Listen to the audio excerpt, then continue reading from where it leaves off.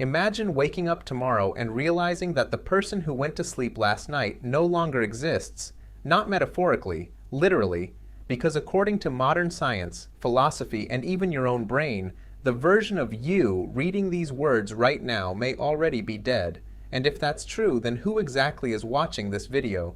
Because there is a disturbing possibility almost nobody talks about. One day, without noticing, you may stop being you. And no one, not your family, not your friends, not even you, would ever know. For most of human history, we have treated identity as something permanent. You are you, simple, a continuous person moving through time. The child you once were, the teenager you became, and the person you are today all feel connected, like chapters in a single story. But feeling something and it being true are not always the same thing. Think about yourself 5 years ago. Not what you looked like, but who you were. Your beliefs, your fears, the things that made you angry, the things that made you happy. Chances are that version of you feels strangely distant, almost like remembering someone else entirely, and in many ways it was someone else.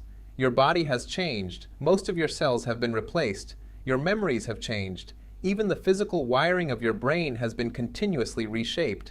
Neurons are constantly forming new connections, abandoning old ones and reorganizing themselves.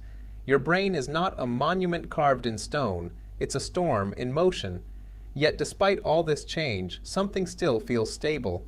You still wake up every morning feeling like the same person. There seems to be a continuous observer behind your eyes, a permanent I, a central self experiencing reality. But this is where everything begins to fall apart. Neuroscientists have spent decades searching for the place where the self exists. They have scanned brains, mapped neural circuits, and studied patients with extraordinary neurological conditions. Yet they have never found a single location where you live.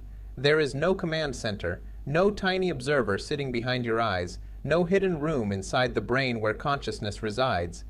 Instead, researchers discovered something deeply unsettling. The self appears to be something your brain creates. Moment by moment, your brain collects memories, emotions, sensations, expectations, and social experiences, then stitches them together into a story so seamless that you mistake it for a permanent identity. But stories can change, stories can be rewritten, stories can disappear, and this is where things become truly disturbing. In the 19th century, a railway worker named Phineas Gage survived an accident that should have killed him. An iron rod blasted through his skull, destroying large portions of his frontal lobe. Against all odds, Gage survived. But according to everyone who knew him, the man who lived afterward was not the same man who had existed before. His personality transformed, his values changed, his behavior became erratic. Friends reportedly said, Gage was no longer Gage. His memories remained, his body remained. But somehow the person was different. Then there are patients suffering from dementia. Families often describe the experience with heartbreaking words. It's like they've already left. The face remains familiar, the voice remains recognizable, but something essential seems gone. Little by little, memories fade, personalities shift, and identities dissolve. Eventually, loved ones are forced to confront an impossible question. If every memory, preference, and trait that defined someone disappears, are they still the same person? But perhaps the strangest example comes from a philosophical thought experiment known as the Ship of Theseus. Imagine a ship. Over time, every wooden plank is replaced until none of the original pieces remain. Is it still the same ship? Most people say yes. Now imagine that every single atom in your body is gradually replaced over time. Your beliefs evolve, your memories change, your personality shifts. At what point do you stop being you? No one knows, and this is the part almost nobody talks about. You are not a fixed thing. You are a process, a pattern, a constantly changing arrangement of memories, experiences, and biological activity. The you that existed 10 years ago is gone. The you that exists today will eventually disappear too. In fact, versions of you die all the time. Every major heartbreak, every traumatic experience, every profound realization creates a new self while quietly burying an old one. Think about the biggest turning point in your life. Before that event, you saw the world one way. After it, you saw it differently. Perhaps you lost someone. Perhaps you failed. Perhaps you fell in love. Whatever happened, the person who existed before that moment may never have fully returned. But strangely, this isn't necessarily tragic.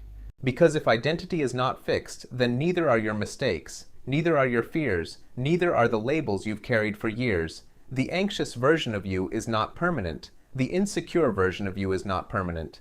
The broken version of you is not permanent. They are all temporary characters in an unfinished story. Modern society constantly pressures us to find ourselves, as though there is some final, authentic identity hidden deep inside waiting to be discovered.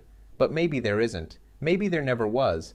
Maybe life is not about finding yourself. Maybe life is about continuously creating yourself. And perhaps that is what it truly means to be human, because one day you will stop being who you are today. That much is certain. The only question is whether that future version of you will emerge by accident or by choice. The most unsettling possibility is not that you will change. It is that you already have, and the person who started watching this video may not be the same person who finishes it.